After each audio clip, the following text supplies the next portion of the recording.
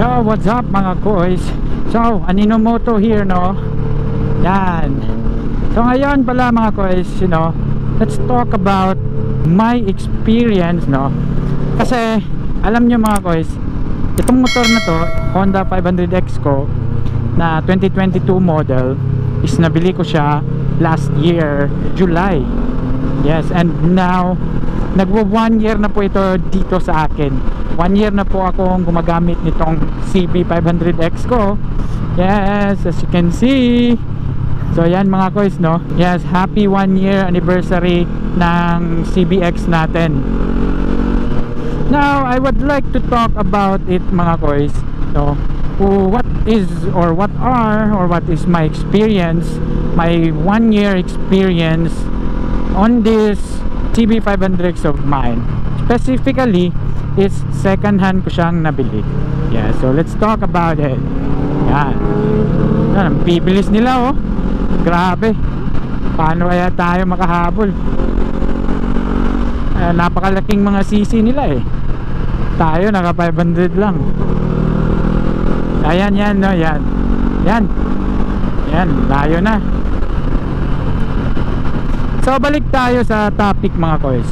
So yun nga, nagwa 1 year na to sa akin.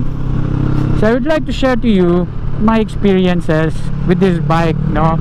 Mga pros and cons, or sabihin na natin yung mga issues na na-encounter ko sa bike nito, and sa mga good memories bike na ito.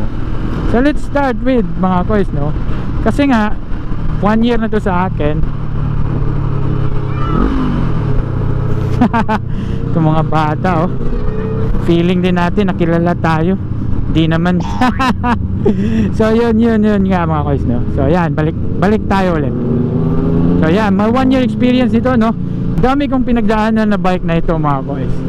But I'm glad and I'm lucky dahil hindi po tayo naaberyahan sa motor na ito. Yes, that's the good thing I really like or love about this bike, kasi hindi tayo naaberya. By the way mga koys, no, nabili ko siya na yung odometer niya is 11,000. Yes, 11K ata yun, as far as I could remember. Nasa 11,000 kilometer yung odometer niya ng pagbili ko.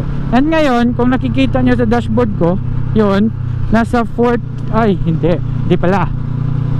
Let's try to select more. Yan.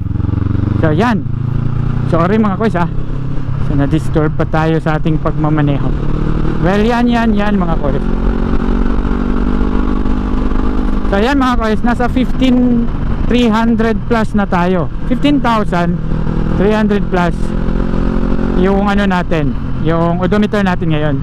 So nakatakbo tayo ng mga almost 4,000 to 5,000 kilometer na sa bike na to since pagbili. 1 year, equivalent to yan, mga 4,000 to 5,000 km. Not bad, right? Sakto lang, I think. Hindi gaanong gamit. Actually hindi talaga, kasi ginagamit ko lang siya pag may ride kami and nagbibiyahe ng malayo, ride talaga ng malayo. Yan, nakikita naman nyo sa mga previous vlog ko nga ginagamit ko talaga to. At yun nga, nagwa 1 year na. Ang saya ko kasi napakaganda talaga ng bike na to, wala akong naging problema. So first lang, no mga koys, meron akong mga naging issue sa bike na ito. Firstly, no, kasi pagdating nito sa akin, kumpleto to eh. Kumpleto talaga.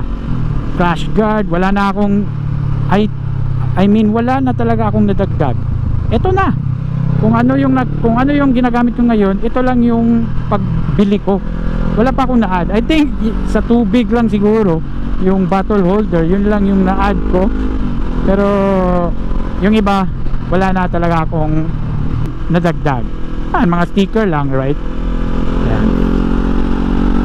First issue na na-encounter ko nito mga koys, nung may ride kami dun sa Bacolod. Yeah, first ride ko yun eh, October last year. Nagka-issue, naputol yung crash guard. Oo, naputol lang siya. Hindi ko alam kung bakit, baka sa vibrate or right? But yun nga, naputol siya. Yun yung first issue na na-encounter ko sa bike, as far as I could remember ha, kasi wala naman talaga akong naging issue sa bike na to. So yan, first is naputol yung ano niya, yung crash guard, and then second is yung ano, nag-leak yung gasket niya sa head. Oo, yun medyo major yun, kasi ano pina-repair ko talaga siya, and binaklas talaga yung kuan. Meron akong video noon, kung nakita nyo mga koys, tingnan nyo na lang sa mga previous vlogs ko, no? Meron yun, isa yung issue. Hindi ko alam kung bakit nagkaganon sa sobrang init or kuan, pero sabi daw nila dahil daw nag-brittle yung gasket, head gasket. So yun lang naman, may remedy na naman, and so far after nun napaayos ko, ngayon wala nang akong naging problema regarding doon. Yes. So ano, so yes, yun na yun ang second mga koys ha. So third mga koys, meron din. Yung third is biglang biglang lumuwag yung screw sa baba dyan sa may sa may fork ko, yung nagko-connect sa gulong, sa wheel. Yun, biglang nawala yung isa. Dapat kasi pair yan sila pero yun nga, nawala yung isa. Dalawa kasi yung Allen bolt na para lock niya, pero nawala yung isa. Hindi ko na talaga siya namalayan. Yung papa ko yung nakakita. Sabi niya kulang daw, delikado. Actually napakadelikado nga, kasi alam niyo mga koys, baka yung maglulose yung tighten ng gulong.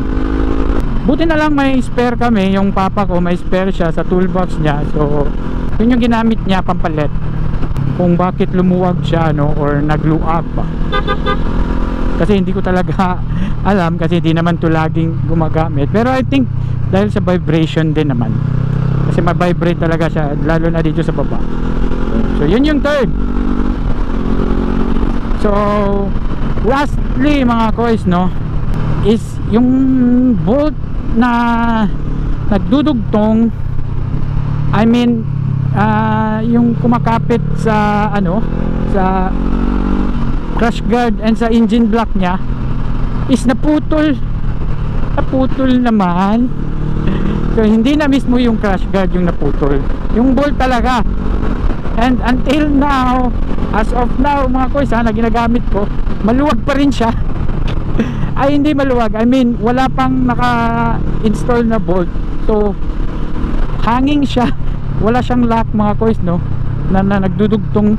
So buti na lang sa kabila meron, so hindi pa na yung kabila, sa kabila na lang yung lock niya. Dito na side banda, dito sa right side ko is wala. Hindi ko alam kung bakit bigla na lang siyang naputol namalayan ko lang siya nung nilinis ko tong bike. Bigla ko lang nakita na wala na. Pero sabi naman ng isang mekaniko ko, may mekaniko kasi ako si Lloyd's Custom, shout out to Lloyd's Custom. So sabi niya okay lang naman, safe lang naman daw, so wag daw akong mabalaka basta may kumapakapit pa na isang bolt.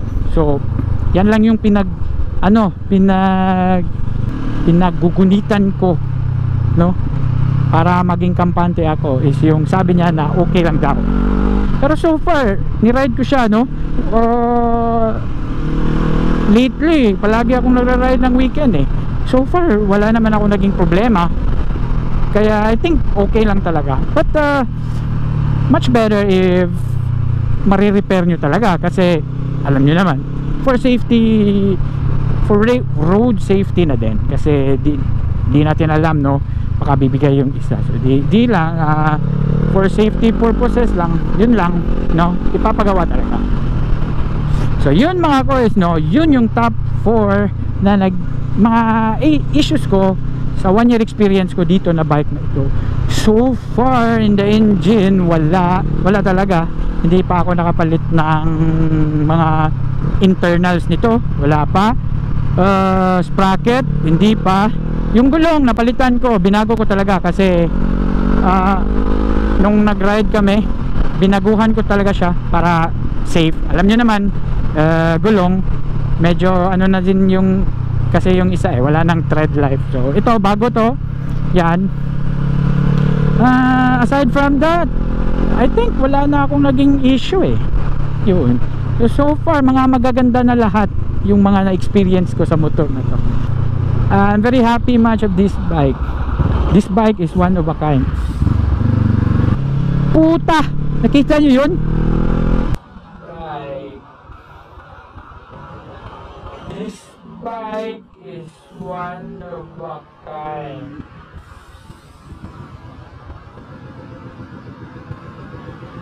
Grabe talaga yung mga dump truck dito, walang patawad. Buti na lang no, yung reflex natin mabilis pa. Kabalik tayo. So yun nga mga koys, yun lang yung masasabi ko sa 1 year experience ko. Magaganda na kasi yung mga kuan marami na akong napuntahan nito. Mga napuntahan kong lugar sa Bacolod, sa Sipalay, sa Tampi, Silay, nakapunta ko Silay, Duyan Cafe, gamit ito tapos dito sa Cebu is Whole North. Yes, Whole North. Sa South naman, sa Zambuan, nung sumakay kami ng barko papuntang Negros, diba? Ang saya ko sa bike na ito mga guys. This is one hell of a ride. Hindi nyo akalain 500cc lang to, pero ang dami nyo na rin mapupuntahan. Saka ako napinsin nyo mga koys sumasabay ako sa mga big bike. I mean literal na big bike, like 1000cc. Kasi yung mga kasabayan ko talaga is mga 1000cc or nasa 500cc up. Mga big bike talaga pag ito yung ginagamit ko. If you notice, ako lang nga yung 500cc di ba mga koys? Walang iba. Ako lang yung nag 500cc sa kanila. Sila higher cc. Pero ang ganda So yun, wag na kayo magatubili. Pag gusto nyo bumili ng big bike, bumili na kayo mga koys. It's not about how much cc is it Hindi naman, pero syempre yung bilhin nyo yung gusto nyo talaga kasi ako gusto ko talaga ng mga adventure bike. I know that there are lots of adventure bikes, but yung ganito yung mga gusto ko, yung mataas, mahahabog, yun kasi yung mga mga trip ko, mga enduro type na mga bike. Yun lang masasabi ko mga koys Maraming salamat po sa inyong panonood sa vlog natin. So I'm so much happy mga koys that I've rode this bike. Thank you for watching this vlog mga koys. So if you want more vlogs or content with me, just follow me or subscribe mga koys Madami po tayong vlog na gagawin, and I hope you support me and talk me to your friends also para dadami pa yung mga subscribers and followers natin. Thank you mga guys. So ulitin, bye, ride safe palagi.